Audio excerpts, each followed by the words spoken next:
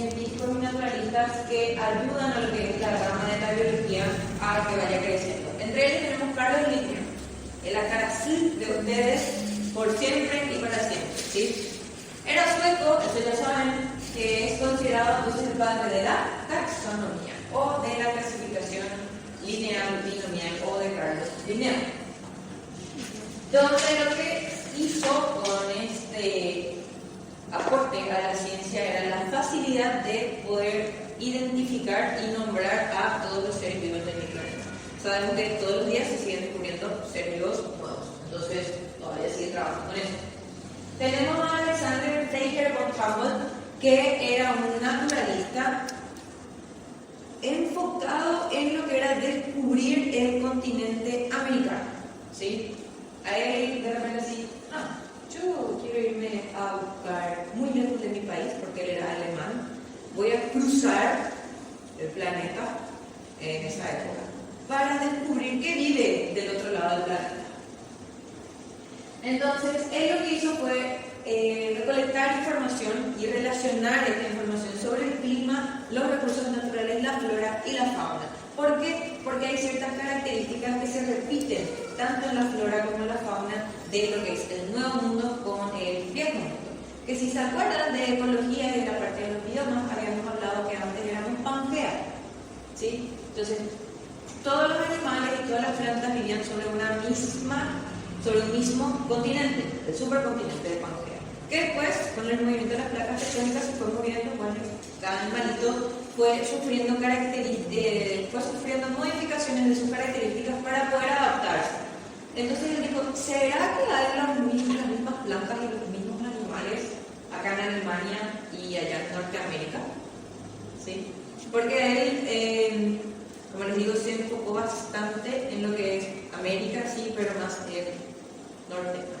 Entonces sí, encontró ciertas similitudes y dijo, mira, no somos tan diferentes. Después tenemos a Carl Moebius, que es un zoólogo alemán. Alemania fue y es uno de los países que más invierte en investigaciones. Sabemos que han hecho cosas malas, investigaciones no muy buenas, pero gracias a esas investigaciones no muy buenas y las buenas es que la ciencia avanzó como avanzó, ¿sí? Es uno de los países que más invirtieron en ese tipo de investigación.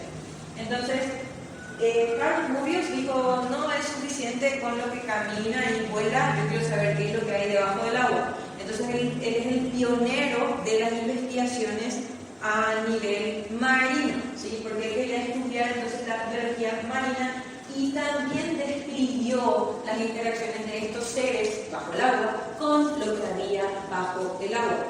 Entonces ahí empieza el estudio del ecosistema acuático. Charles Darwin, quien no le conoce, es un naturalista inglés que desarrolló o planteó lo que es la teoría de la evolución por selección natural. La mayoría de veces cuando nosotros hablamos de Charles Darwin solamente estamos pensando en lo que es el primer ser humano que nace a partir de la evolución de un primate, pero existe otra imagen que describe de mejor manera lo que es la teoría de la evolución de Charles Darwin, que es el de las jirafas. Las jirafas eran pequeños herbívoros bajitos de patas cortas y cuellos cortos, eran más similar a una llama miniatura que a lo que es hoy día, y conforme el clima y los requerimientos de las plantas que ellos consumían fueron cambiando de estatura, ellos tuvieron que ir adaptándose, tuvieron que ir estirando el cuello y las patas para poder llegar al alimento. Entonces, conforme ellos se fueron adaptando, solamente los de cuellos largos y de patas largas eran los que iban sobreviviendo y no así los primeros ejemplares. Entonces, esa es en realidad la gráfica que describe con mayor detalle lo que es la teoría de la evolución por selección natural de Charles Darwin, no solamente la de que nosotros venimos de los monos. Y esta selección natural o esta teoría es una de las bases para la ecología moderna, ¿sí? ¿Por qué? Porque propone los mecanismos que explican por qué algunos seres siguen viviendo y otros no en las condiciones en las que viven, ¿sí?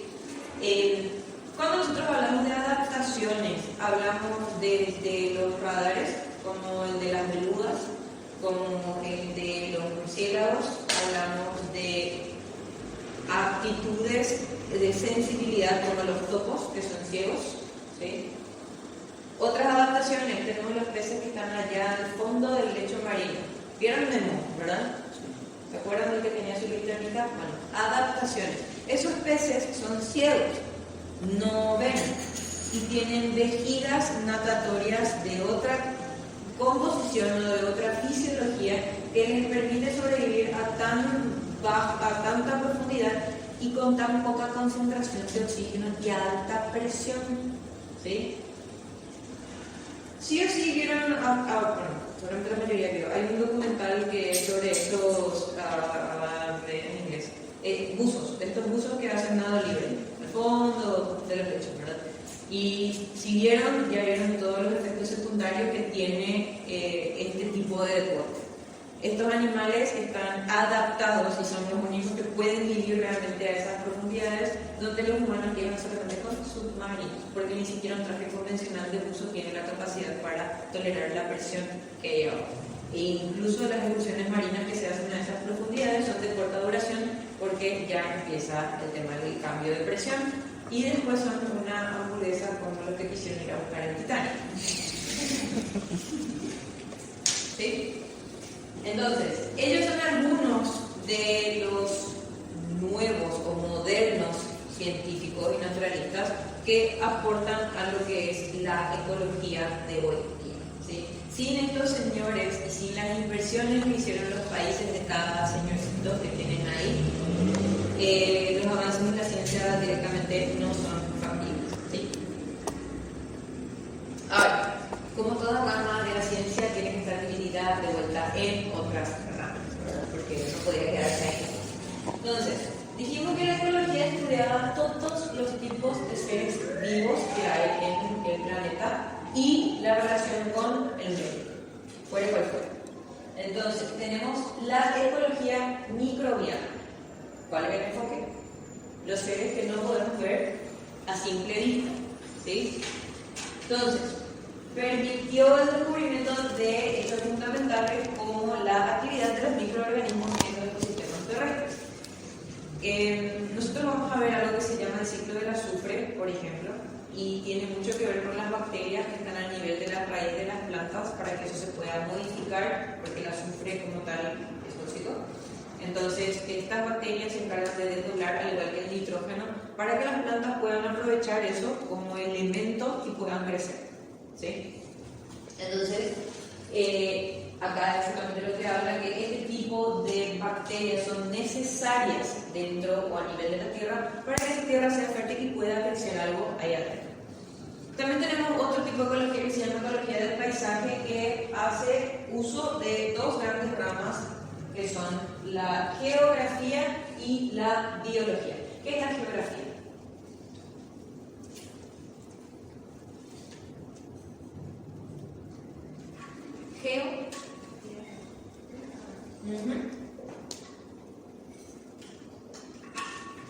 La geografía se encarga de estudiar la composición de los suelos, la conformación de los suelos y los tipos de accidentes.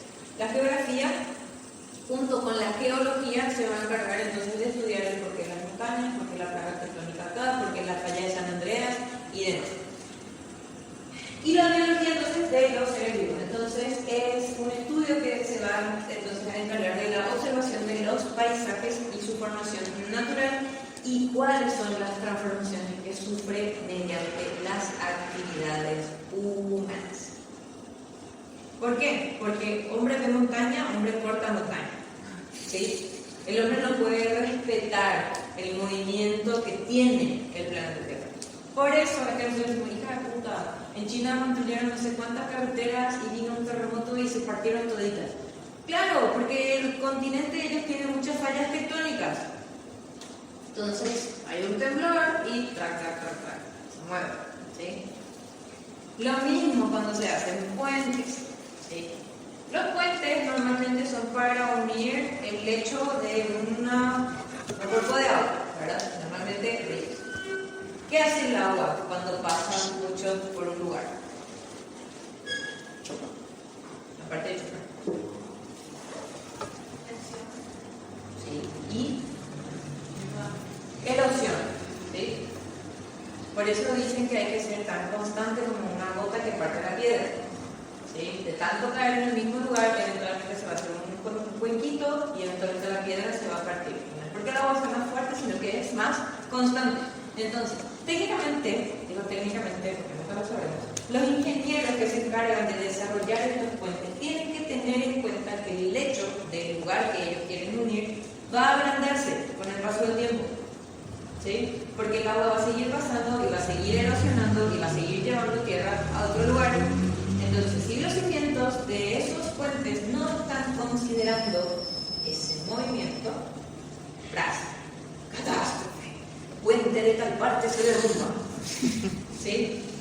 Y no es que el material era malo, sino que no se consideró a la naturaleza.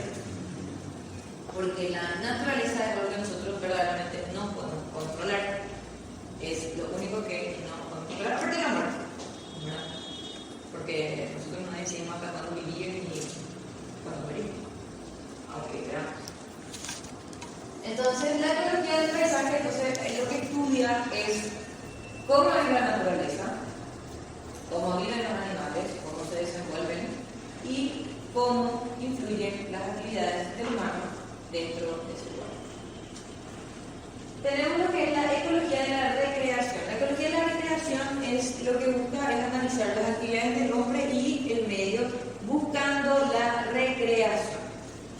¿Qué se hace en los cuerpos de agua que no tengan que ver con la economía a gran escala? ¿Qué les encanta ir a hacer en el lago de San Juan?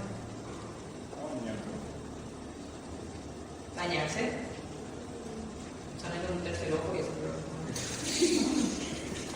motoesquí, esquí, ¿verdad? Wakeboard, el gomón, son actividades recreacionales, ¿verdad? Hay algunas personas que les gusta hacer remo, les gusta pasear en lancha, o les gusta nadar en ese lugar, por ejemplo. Cuando, imagínense, hace 10 años que yo egresé del colegio. En mi último año del colegio, nuestro trabajo final de año era hacer un cultivo de distintos lugares del agua del lago del Pacaraí.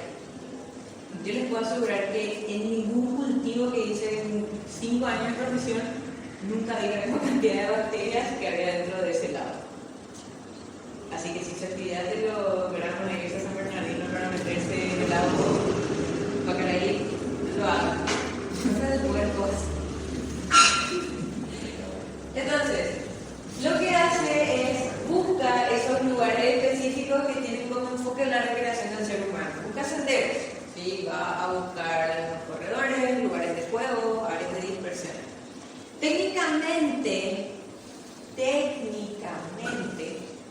tanto el Jardín Botánico de Asunción, el Parque Iguazú y el Parque Iguazú tendrían que haber ido acompañados de lo que es la ecología de la recreación, pero no.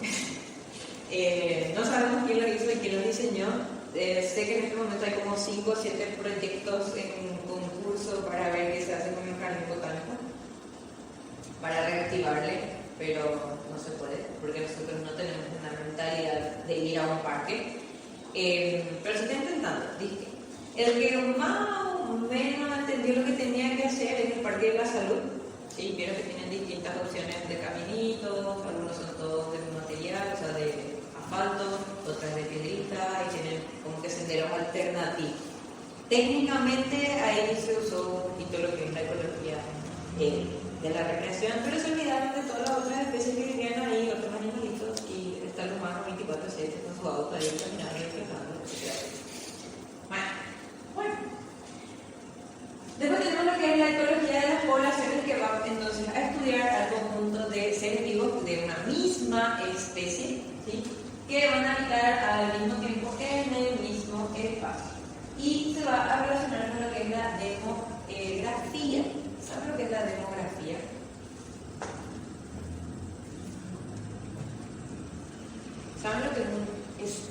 demográfico. De población. Sí, lo que trataron de hacer el año pasado, que nos quisieron censar y nos dejaron a todos encerrados en nuestra casa. En mi casa, por ejemplo, nunca llegó nadie. Así que yo no estoy dentro del número de habitantes de Paraguay, pero pago mi impuesto. Yo no sé. Yo tampoco, ¿no? Encima, existe la casa del vecino al lado, la mía no existe, la siguiente existe, la otra no existe otra vez. Ok, bueno. Entonces, aparte de contar cuántos son, cuenta quiénes son. Perros, gatos, personas, aves, plantas, que están en los mismos espacios. Entonces trataron de hacer un conteo demográfico cuando hicieron el censo nacional, pero no lograron. La ecología evolutiva. La ecología evolutiva entonces estudia la misma población a lo largo del tiempo, ¿sí? Entonces es imprescindible evaluar las transformaciones que sufren esas sociedades, ¿verdad? Y también los cambios. Cuando nuestra población existía en sus épocas primitivas, estaba conformada por, antes de los españoles, los guaraníes, ¿verdad? Esto era tierra de guaraníes. Después vinieron los españoles. Normalmente la ecología evolutiva va un poco relacionada con lo que es la historia, pero la historia pues depende de quién la cuenta. Entonces, lo que hace es estudiar de adelante para atrás cómo fue evolucionando esa sociedad, cómo se fue adaptando, qué cambios sufrió, a qué influencias se debe eso, ¿sí? La semana, bueno, hasta ayer yo estaba en Argentina y la verdad que son dos sociedades muy diferentes. Literal, eso me costó un Perú llegar hasta acá, pinches maleteros. Hicieron una huelga y estuve así parada ahí en el aeropuerto de Buenos Aires. Solamente quería llegar a mi casa. Somos sociedades muy diferentes, con culturas muy diferentes. Y tenemos la misma raíz. Ellos también tienen como población principal o como primera población a los guaraníes. Y somos muy diferentes, les juro. Porque tenía a mi derecha un niñito paraguayo de 5 años y a mi izquierda un niñito argentino